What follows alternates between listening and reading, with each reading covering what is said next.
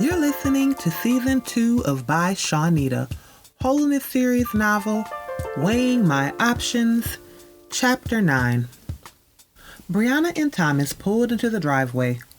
The weather in Alabama was warm, but not as humid as normal for the season.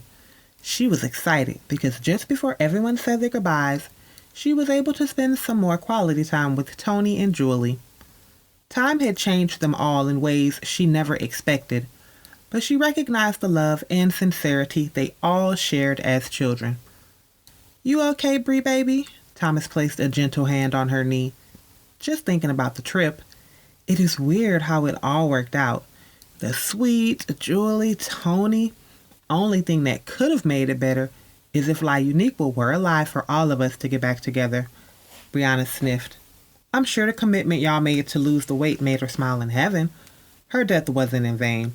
Her life wasn't either. According to that funeral, all those people who shut up from her job, your family should be proud." Thomas squeezed her knee. "Yeah, it still feels surreal. She was so young." "A wake-up call for real. I received an email from Dr. Karen, and I'm supposed to meet her for an early dinner. Then I'm going to stop by Thin Trackers and sign up. You know I'm not about to lose this money. We could use the winnings to furnish the nursery." Briana smiled. Thomas smiled back before exiting the car. Briana followed suit. Thomas carried their luggage into the house. He disappeared in the back for a few moments, then returned to the office where Briana checked the mail on her desk. His arms circled around her waist. "You do know you're more than enough for me, don't you?" "I'm not going anywhere, even if we never have children." Briana stiffened in her husband's arms for a moment. He gripped her tighter. "I know that, Thomas." He turned her around. Thomas kissed her on the forehead. "I like to make sure." Briana smiled again. "I know that, too. I love you, Thomas. That won't change no matter what happens. It also won't stop me from trying." "I know." Thomas gave her a quick squeeze. "Gonna go wash up, then pick up Tanya from school. She needs our help on a homework project. You up to it?" "Of course. You know I love helping her." Briana held in the sigh waiting in her throat. Resentment tiptoed up and down her spine. It whispered how he didn't need a child with her because he had one with Shavana. "I'll be ready once I get back from dinner with the doc. I hope it's good news." "Don't forget to email that information to Julie and Toni." Thomas kissed her on the forehead. "Again, I know you won't. I promised them I'd remind you." 2 hours after Briana clicked send, she was showered, changed, and on the way to the country club where all of Thomas's company socialized. If it hadn't been for this place, she wouldn't even know about Dr. Karen.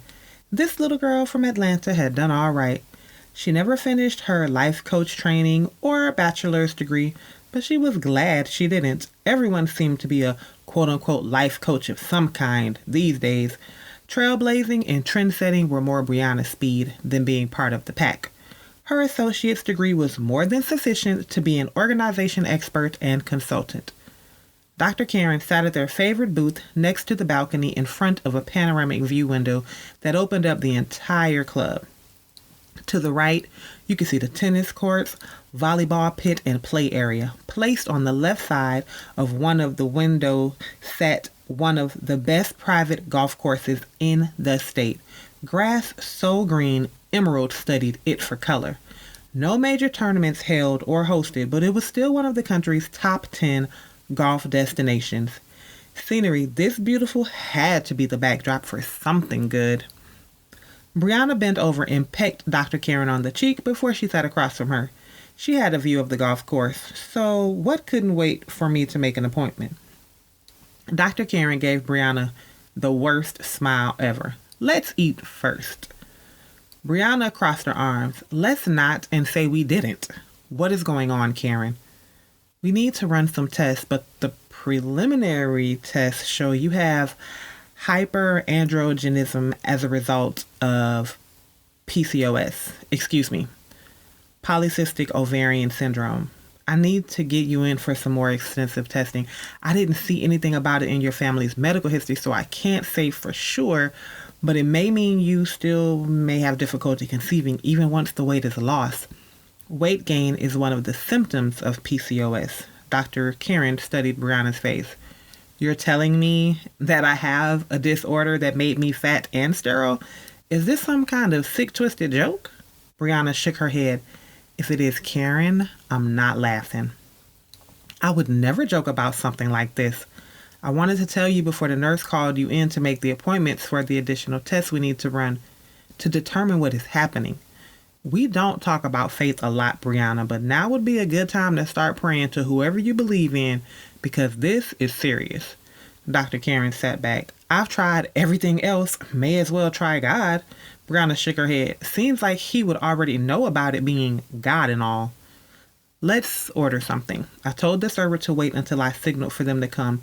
Didn't know how you'd take this. You ready to order? Dr. Karen waved. Briana laughed. Does cake have icing? Dr. Karen chuckled. You're taking this a little too well. I'd be so upset right now. I'm not going to let this make me all crazy. Nothing I can do about it right now, so I'll do what I do best. Briana pulled her phone from her purse. I need to step outside to make a call, and I'll be right back. Take your time. Do you want me to order you a salad? Dr. Karen pointed at her favorite seasonal salad at the club, the Summer Strawberry Delight. No, but I will take some mozzarella squares, the pita bread with spinach and artichoke dip, and a peach mango lemonade from the bar. Briana smiled, then walked out of the dining area before Dr. Karen could protest. Briana searched for the number to thin trackers on her smartphone. The call icon blinked next to the number of the location where she's scheduled to have her first consultation. A peppy young woman answered the phone. My name is Briana Owens. I need to cancel my reservation for consultation and guest observation for the meeting tonight. Thank you.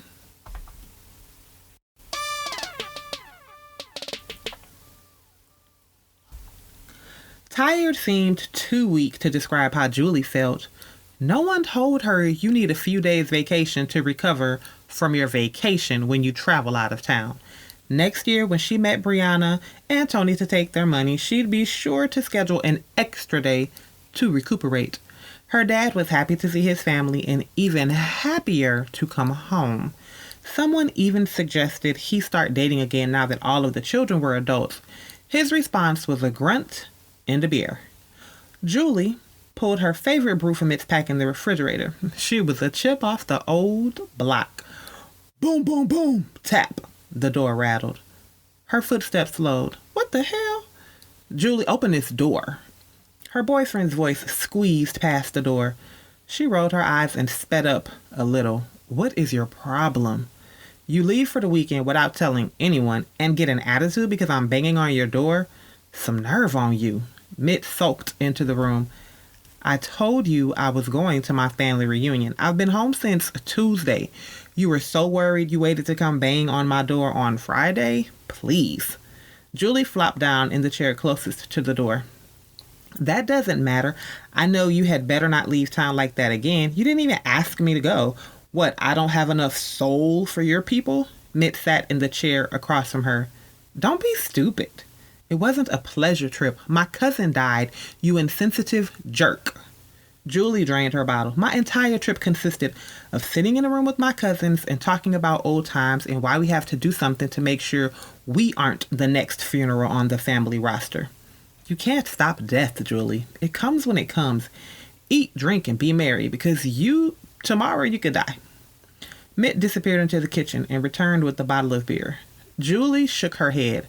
This attitude kept her from telling him about her preparations for surgery.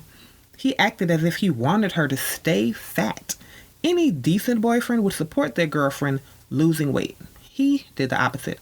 I know women in their 80s who've been big boned all their lives, Julie. Don't go messing with perfection. Mitt sat back down. Well, I'm not taking any chances. Me, Toni, and Briana made a bet, and the one who loses the most weight gets the pot. I'm going to lose weight and get paid to do it. You'll see. My sister even said she'd walk with me. That is something we could all do together. Julie leaned forward. Have you looked in the mirror today? I bet I know how those gab fests in the hotel went. You with a whole lot of drinking and chewing. Don't be ridiculous. You're not going to lose any weight. Your body is built to be curvy. People pay good money for the curves you have naturally. Mitt winked at her. I'm doing this, Mitt. You'll see.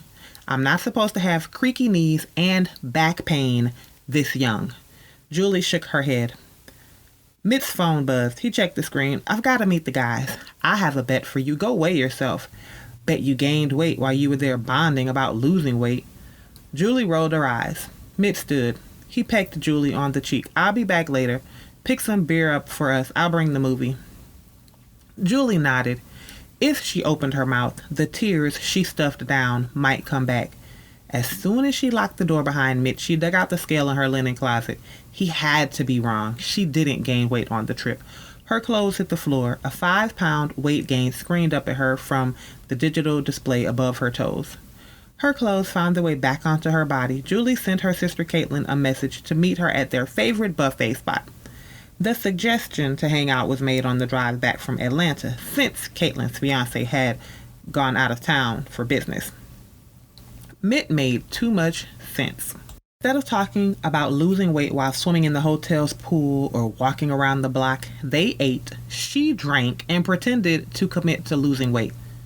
Greens, fried chicken, smothered pork chops, southern-style ham, upside-down cake, red velvet cake, and sweet tea had her name on it. Caitlin returned the text with the time. Julie picked up her purse and dashed out of the door. If she hurried, they could make the early bird discount. Julie waddled through her front door 3 hours later. Her belly ached from all the food she consumed. Shame and guilt hit her heavier than a ton of bricks. Images from La Unique's funeral filled Julie's mind. Toni and Briana wanted her to lose weight, but it was no use if she couldn't get her mind right. As long as she didn't pig out over the rest of the weekend, she'd be okay. Knock, knock, knock. Julie grunted as she walked to the front door. Mitt was back. He stumbled into the room. The guys are pigs. I'm so glad you're back home. Last weekend I was more sloshed than this and had nowhere to go. You know my mom is back on that in before midnight to respect her house crap. Did you get the beer? Mitt stumbled over to her easy chair. Julie smacked her forehead. I forgot. Your car is in a different parking space. I assumed that meant you made it to the store. Mitt pulled out his phone. He tapped some keys inside. You forgot my beer. Caitlin and I met at our spot. Julie sighed and sat down. We didn't spend much time together at the reunion, so she invited me out to eat. Yeah, you sound real committed to your diet. I need cash for beer, since you forgot to pick it up while you were out dieting. Mitt leaned his head back and held his hand open. Toni and Briana's words about him echoed in her ears. He wasn't supportive, but he was right a lot. She stuck a $20 bill in his hand. Last time this happened, he didn't come back. A sigh rested on her lips as he walked out of the door. A beer and slice of cheesecake with her name on it waited in the kitchen. Being with Briana and Julie over the weekend reminded Toni of how much she missed people. From the moment she arrived at her new home office in North Carolina, she followed her plan to protect her heart and name to the letter. The ridicule, media coverage, speculation, gossip, and onslaught of character assassinations against everyone associated with her old church exploded the day she moved. To outsiders, it looked coincidental. Toni knew better. God warned her to leave and not look back. She knew from her experience with Raj she had to follow her first mind or suffer the consequences. When she looked back on her decision to serve as armor bearer, she ignored that still small voice and a dream to leave the church. Her prophetic gift used to feel like a curse. Now she accepted it. Loneliness seemed a small price to pay for guarding her heart before the reunion. The easy laughter, camaraderie, and company of her cousins forced her to admit she may have overreacted to the fear of being hurt again. Her feet hadn't crossed the threshold of a church since she entered North Carolina. Toni shook her head. Sunday service at the orphanage where she volunteered gave her a sufficient amount of fellowship. Tithing to the organization meant she kept her covenant with God. It didn't have to be a church for the money to be in the storehouse. God knew her heart. His mercy is what kept her name from ever being uttered, typed, or tweeted in association with the scandal that rocked Atlanta as several former leaders exposed the quote-unquote sisterhood circle. The urge for a snack from her stash churned in Toney. Briana promised to email the information about the weight loss bet website when they left from La Unique's funeral. She opened her email. Her mouse hovered over an unopened message. Before she allowed her cravings to drive her from her seat, she opened it hoping for a distraction. Dread filled every fiber of her being. The name looked familiar, but Toney did not remember the girl's face. They were both brought on as armor bearers for her former pastor at the same time. Line after line of venomous attacks against Toney for deserting the ministry in the time of warfare. By the last paragraph, Toney's tears blinded her. All the accusers received settlements. Most of the media madness died down, except for an occasional divisive blogger, so the message caused a cold shiver up her spine. The only reason to contact her would be if something was coming out again and she may be involved. Toney stopped by her snack corner on the way to grabbing her prayer journals. The chocolate and chewy nugget-filled satisfied candy bar disappeared without leaving a trace of chocolate on her fingertips. 4 chocolatey peanut butter king bites slid past her tongue, down her throat. 1 bag of quote-unquote rainbow fruit-flavored chews, 2 packs of quote-unquote juicy fruit chews, and a bag of gourmet jelly beans later. Toney dropped her head into her hands. Briana hadn't emailed the information about the wage. Maybe she should drop out now and keep her hard-earned money in her pocket or donate it to the orphanage. Toney turned off the light to her office and climbed upstairs to go to sleep. Sunlight flooded through the window onto Toney's face. Regret sat on her tongue as she rolled it over her teeth. Bits of candy fought to keep her from dislodging them from their resting places between her teeth. A dentist appointment and serious tooth cleaning needed to be scheduled. Until then, her electric toothbrush sufficed. It had been at least 3 months since she binged like last night. It painted a sure path to diabetes if she didn't do something soon. The thought of emailing Briana a reminder about the wager flitted across her mind. A song from her phone interrupted her thoughts. Becca's face popped up on her smartphone. She clicked talk and a live video of her friend smiled at her. "Becca, hey, how's the world's happiest mom?" Toney beamed. "I'd be better if you called me to tell me what happened at the reunion yesterday, like you promised. Then I woke up early this morning before his first feeding and prayed for you. What is up? Spill it." Becca looked at Toney. Toney sighed. "Fine. Don't talk to me about it, but I'll get it out of you eventually. Even if I don't, if God is waking me up before 6 a.m. to pray about it, I know He is working it out. So how was the reunion?" Becca's face disappeared for a moment. Seconds later, it reappeared with a head of curly hair on her shoulder. "Is that my godson?" Toney smiled. "He has me wanting to get a cheap flight to Texas." The reunion was fine. The funeral for La Unique uneventful for a Price funeral. No one climbing in the coffin, falling out, or claiming she owed them money. I spent a lot of time with Briana and Julie. We even agreed to do a weight loss challenge, but I don't think I should. Too much going on and about to happen. This isn't a good time. Well, after your funeral isn't a good time either. Didn't you say the doctor said changing your eating habits it's like life or death? You need to do this, Toney. Becca kissed the forehead of her baby. You deserve it. I know the last few years have been hard, but beating yourself up isn't working. If you keep abusing your body, it will eventually give up and stop fighting back. I hope you enjoyed Weighing My Options, Chapter 9, written in red by Shawneda. Yes, y'all, that's me. Please tell your friends about the podcast and join us next week for Chapter 10.